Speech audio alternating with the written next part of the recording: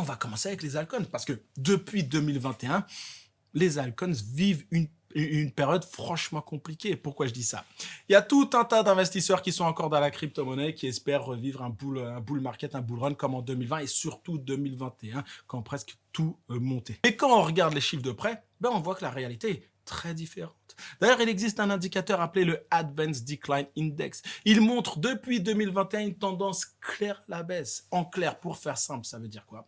Eh ben, ça veut dire qu'il y a de moins en moins de crypto qui montent et de plus en plus de crypto qui baissent. Et même si on veut vous parler de la capitalisation totale du marché, oui, le market cap total du marché crypto, il continue de grandir. Mais l'argent se concentre de plus en plus sur un petit nombre de crypto-monnaies. Autrement dit, pour faire simple, quelques crypto-monnaies attirent presque tout le capital, pendant que la grande majorité des crypto-monnaies continuent de perdre de l'argent. Mais depuis quelques années, c'est plus vraiment le cas. Il y a aujourd'hui, malheureusement, tout un tas de personnes qui gardent encore des bagues remplies d'anciennes crypto-monnaies du précédent cycle, qui n'ont jamais vraiment réussi à repartir. Aujourd'hui, on voit clairement que seuls 2, 3, allez, 4 projets performent vraiment, pendant que des centaines d'autres restent à la traîne. Et forcément, ça pèse sur le moral du marché.